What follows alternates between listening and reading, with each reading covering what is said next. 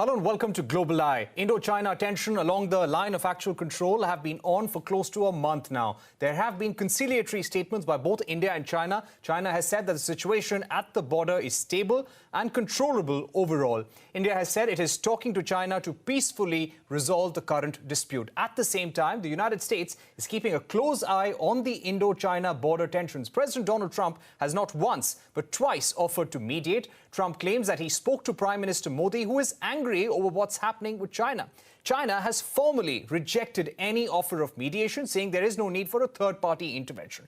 Government sources in India have gone on to the extent of saying there has been no conversation between Prime Minister Modi and President Trump over this issue, and India would like to engage with China directly.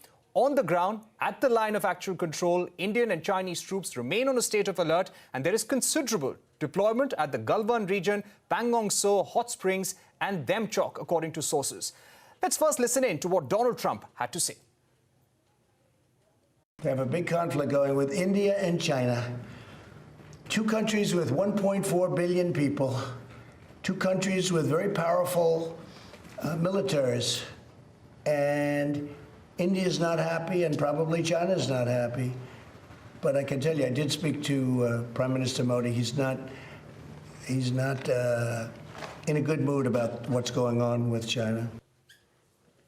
All right. Trump even went on to say that he is ready to mediate or arbitrate if both countries ask him to do so. We have a distinguished panel joining us. Former Indian envoy to China, Ashok Kanta. He is the director of Institute of Chinese Studies. We have Lieutenant General S.L. Narasimhan, member, National Security Advisory Board and distinguished fellow at the Center for Air Power Studies. And Jeff Smith, foreign policy expert and research fellow at the Heritage Foundation, author of Cold Peace, China-India Rivalry in the 21st Century. General Narasimhan, if I can ask you, what, according to you, was the immediate trigger for this standoff? I think the immediate trigger for the standoff seems to have been the infrastructure construction that was happening in that area. Particularly, I'm talking about Eastern Ladakh. Nakula was a different issue, and so I will not cover that in this part. And that seems to have been the issue. And as you are aware, China has been already he has been involved in the infrastructure development. He is already doing a lot of it. But when it comes to us, it appears that he wants to obstruct this at this point in time. That seems to have been the trigger. Second thing would be that because of the infrastructure development on both the sides, it's easier for both the patrols to move up and down. That also creates some kind of a face-off in that particular area. I think these are the reasons at the moment for this particular face-off to have gone off at the moment as it stands. Right. Jeff, if I can bring you in at this point, the clashes that took place in Pangong Tso and Nakula, are they unusual in terms of aggression in the area? Also, the place where we are seeing a greater standoff or a greater face-off, the Galwan region, this has been largely peaceful since the 1962. What does this say about China's intention? Well, I think you're right to point out one of the troubling things about the events of this month is, well, two things. First, that some of these standoffs are coming places along the border that traditionally have not been contentious, or at least not as contentious, including in Sikkim and including in the Galwan River Valley area. That's one aspect of these standoffs that's troubling. The second aspect is that at least two of these incidents in Pangong Lake and in Sikkim earlier this month appeared to have descended into fisticuffs, fist fighting, rock throwing. This traditionally has not been a common occurrence at the line of actual control. You know, the border patrols meet face to face, they have a little ceremony, and they go their separate ways. Traditionally, we have not seen a lot of reports of actual violence at the border. And so if this trend continues since 2017, since Doklam, there have now been several reported cases of violence. And it may be signaling that there's a different dynamic at the border, that Chinese patrols are taking a bit of a different strategy, that there's more tension and sharpness to the edge of the Chinese at the border. So those are two trends that I find concerning. Right. Jeff, just to speak to you about Donald Trump's statement, he has offered to mediate twice. He went on to the extent of saying that he's had a phone call with Prime Minister Narendra Modi. He's spoken to him, and Prime Minister is extremely angry over what's happening with China. India has categorically denied this, but mind you, there was no official statement. This is an off-record statement coming from top sources in the government. What do you make of India's denial and Donald Trump's offer? I don't make anything of it.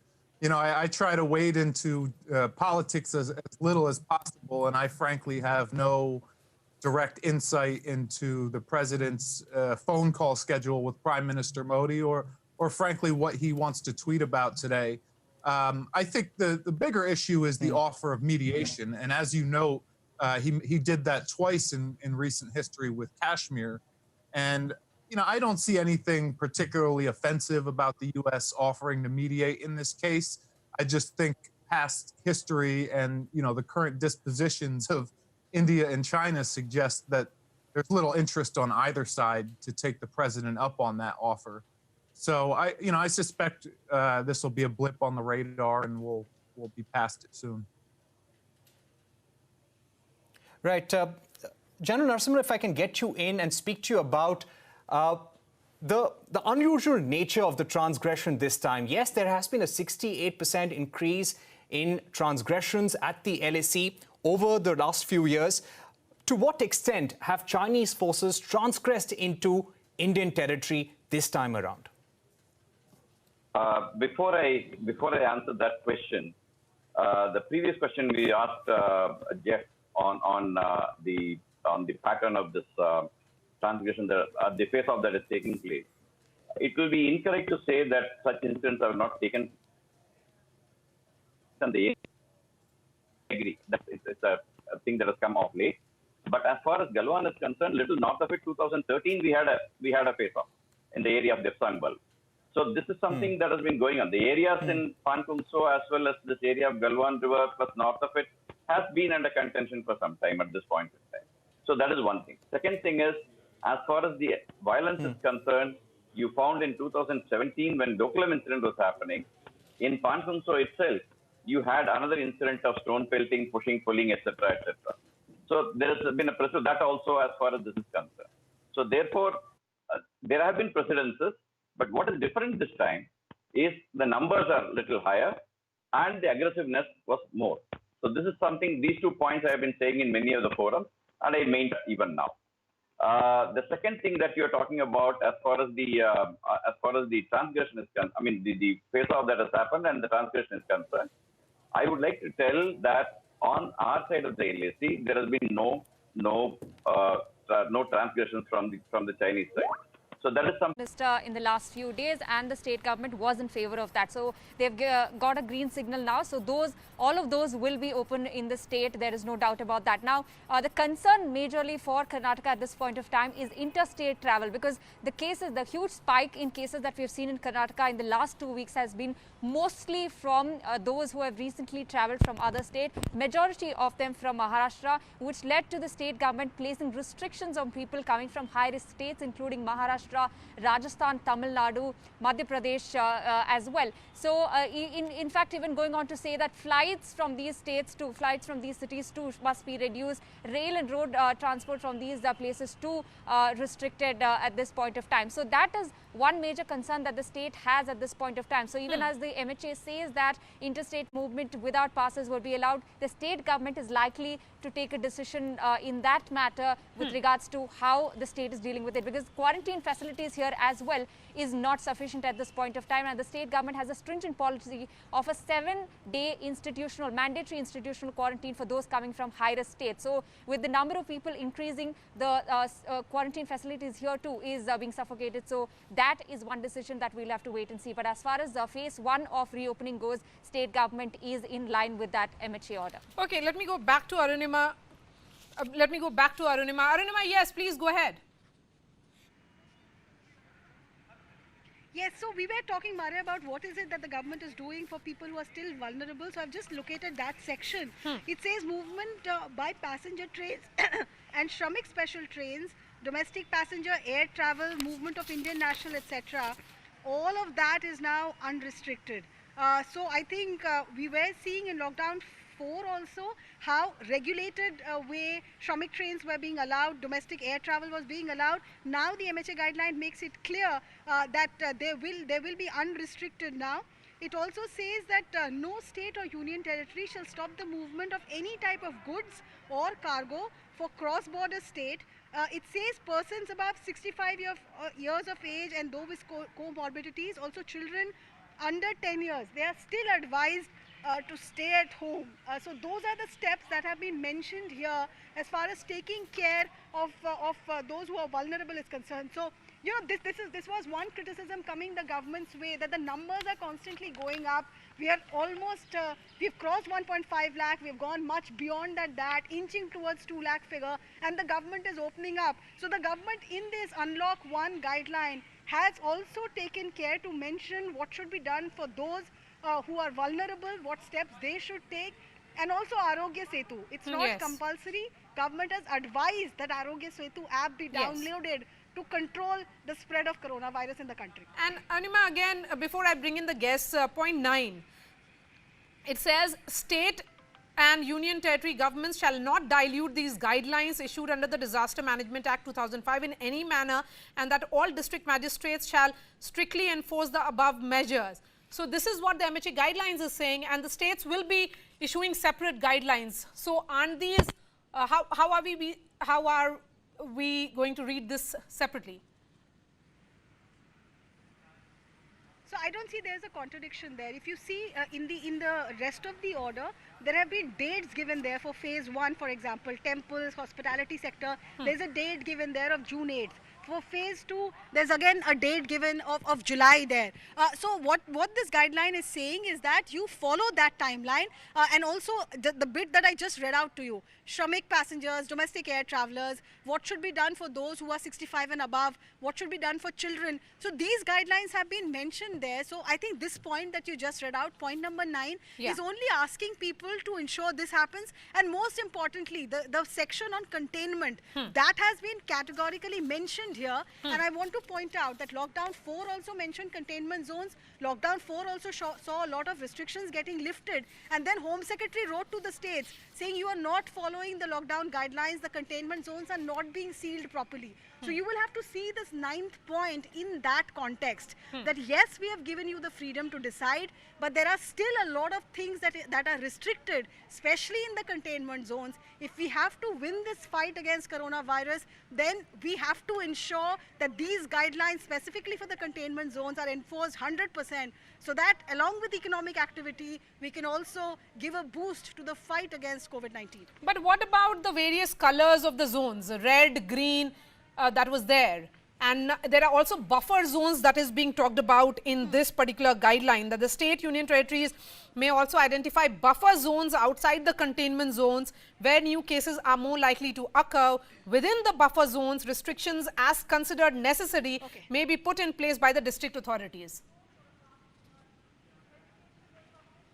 So the color coding has been done away with. There is no longer any red, orange or green zone in the MHA guideline. Once again, let me qualify by saying that states are free to practice the color coding. State notification we will know what happens in our viewers' respective district or respective state. But center has done away with color coding. As far as the center is concerned, there is only 2 divisions, containment zone and non-containment zone, and states have been given the freedom to decide if around the containment zone they want to create another buffer zone. Now buffer zone was compulsory in Lockdown 4, but now it is being advised. So that's the change. Entire focus of the union government is the containment zone. What it is telling these municipalities is that in these 13 containment zones, or if there are other containment zones in that district, if you control the virus there, then everything else is under control. States are free to open up in other areas. Anima, stay with us. We are also being joined by Dr. D.K. Agarwal. He is the president of PhD Chamber of Commerce. We are also being joined by Gaurav Chaudhary of Money Control. Dr. Agarwal, help us understand how are these set of rules benefiting the industry, very different from what we had seen in Lockdown 4, because this is unlocking India now. It's very clear this is no longer Lockdown 5, as it was being anticipated. This is the process of unlocking which has begun, and there is the hospitality industry which is opening up. There were concerns of the hospitality industry that they were suffering. Now that they have been given complete go-ahead to open up. This is a clear message that now we have created a lot of awareness. People are to observe all these social distancing norms. The economic activities have to start. Though economic activities have restarted, but there were few sectors like hospitality, the restaurant sector, the tourism sector. I mean, these were the sectors which were not opened up. So unless until the entire ecosystem starts working, we cannot achieve the normalcy. So the idea is moving towards normalcy. So the economic activity has to be started in full. The entire ecosystem has to start. I think these guidelines are welcome guidelines. They would ensure that now the entire Indian economic system will start operating, excepting very few activities in the containment zone. So now the distinction of red zone, orange zone, all have been done away with. Now it is only the containment zone and non-containment zone. So I think these guidelines are perfectly as per the expectation of the industry, and I'm sure that now India will move towards normalcy. Of course, it will be a phased opening up, but the message is very clear that now economic activities have to start it, and we have to live with this COVID-19 till a permanent solution is found out. But we don't have to worry for it. We have to observe all the distancing norms, social distancing norms, hygiene, sanitation. With this, we are sure that with the kind of awareness which has been created, with the kind of medical infrastructure which was needed, that is there, and the government is well prepared to face these health issues. So I think these are very, very welcome developments, and there should be no concern anymore. All right, Dr. Agarwal, thank you. Gaurav, a quick word from you as well. Do you think the opening up of the hospitality sector is the biggest takeaway from this Unlock 1.0?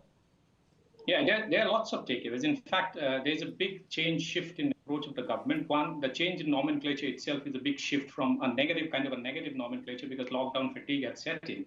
So lockdown had assumed a lot of negative connotations. They have moved it to unlock. So clearly the focus is on restarting the economy rather than containing the pandemic.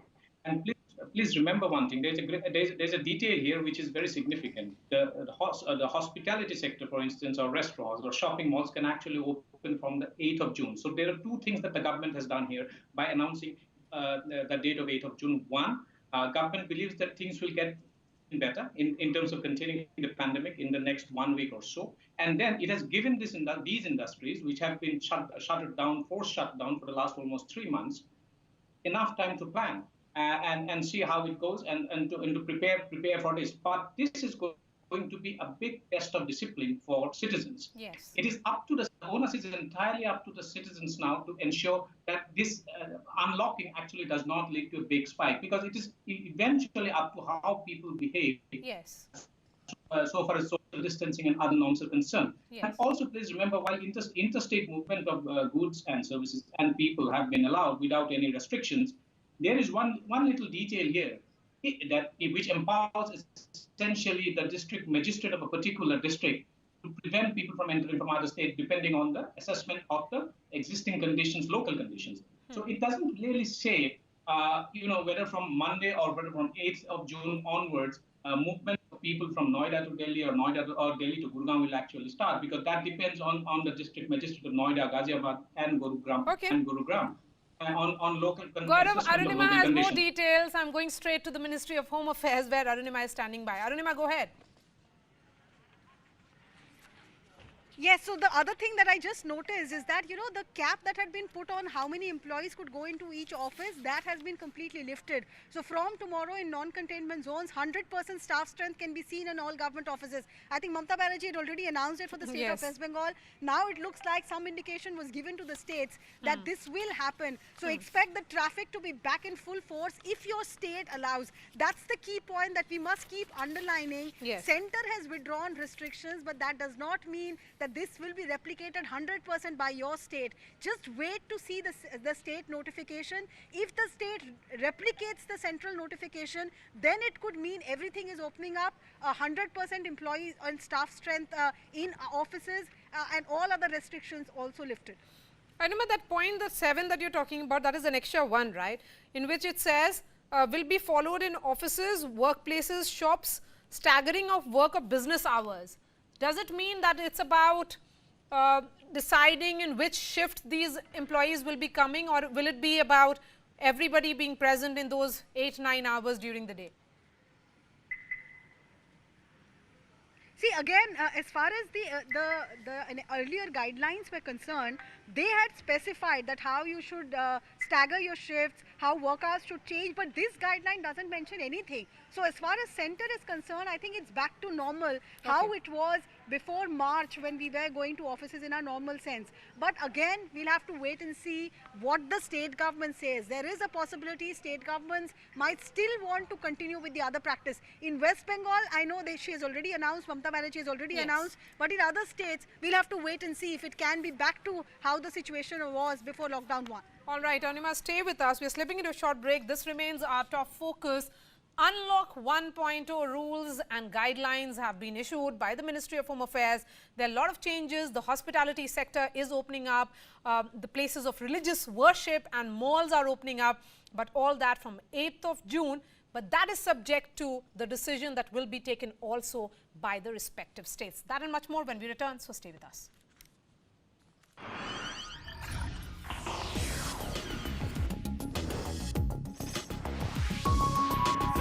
After over 60 days, the process of unlocking India have begun with these set of new guidelines that have been issued by the Ministry of Home Affairs. I'm going to go straight to Uday, who tracks the Ministry of HRD for us.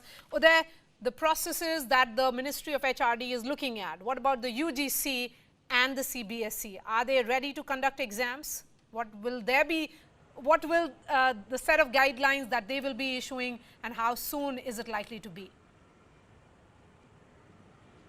Well, Maria, according to the MHA guidelines that we just saw, the education sector will start reopening in the month of July. Let's talk about both these sectors, the school and the college education sectors. As far as the school sector is concerned, the CBSE, as you already know, has announced that the CBSE board exams are going to take place from the 1st to the 15th of July, and those guidelines have already been very clearly laid out.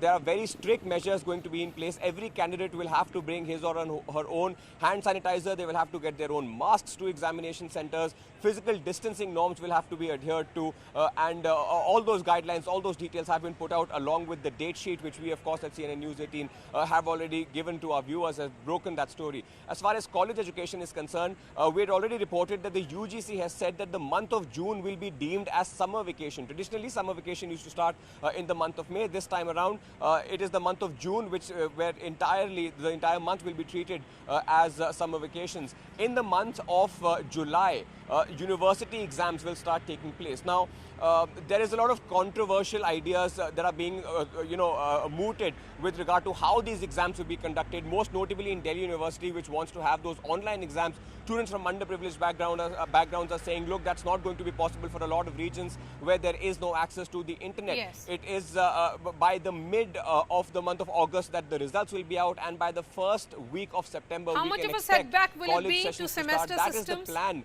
of the UGC so far. Uday?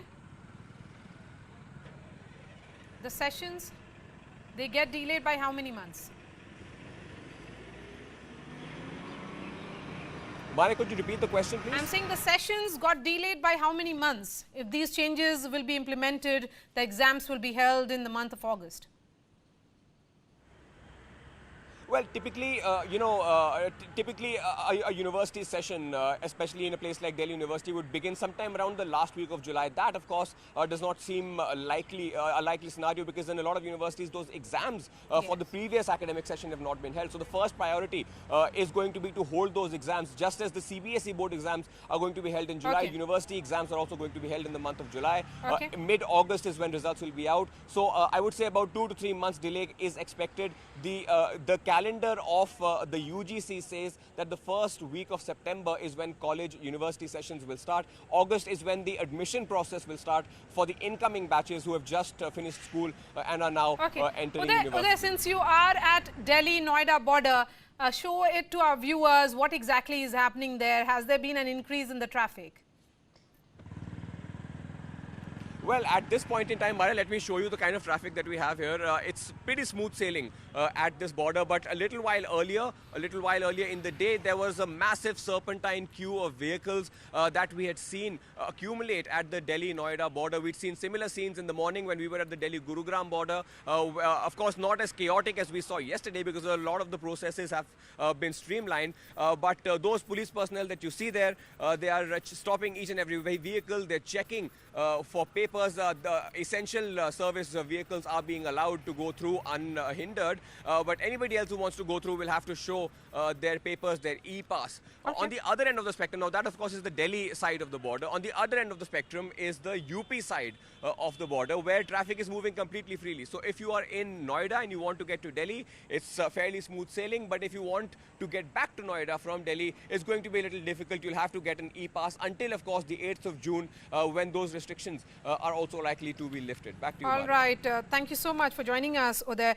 We are also being joined by Madhukar Shetty. He is the Secretary of Karnataka Hotel Sector. He's joining me on the phone line. Mr. Shetty, how are you looking at the decision that has been taken by the Ministry of Home Affairs of opening up of the hospitality services? Hotels and restaurants will be opening up from 8th of June. And what are the precautions that you have proposed? See, already whatever the guidelines is there, we are ready to follow the guidelines. We are happy to open our restaurants also. And regarding social distance and sanitizing or fumigation, whatever it may be, we will follow the guidelines. And we already started our precaution side. So maximum 50-60% hoteliers, they already converted their sitting arrangements, and buffet also they closed. And so there'll be no buffet in hotels in Karnataka? That's what you're saying? Yes. Okay. No. It's we are not serving buffets also. Okay. And what else? Even what else? Sorry? Are the changes that you have proposed? Other changes means like 200 seats capacity, we are serving only for 50-60 people only. And one more thing is we are already CCTV there in our kitchen area. We are showing in the restaurant section also for our guests. Okay. I like our preparation side, how we are maintaining the hygienic and what government guidelines we are following. Okay. Even vegetables, groceries, anything comes to our stores means we will sanitize and we'll keep inside. And our staffs also, they will, we will check their temperature 2 hours once. And fine enough. Mr. Madhukar, thank you so much for joining us. So from eating out to going to temples and mosques and places of religious worship for praying, everything is going to change drastically in this corona world, I would say, because it's hardly post-corona anymore. It's about living with the virus as India decides to unlock and series of guidelines are issued. We are slipping into a short break. This remains our top focus.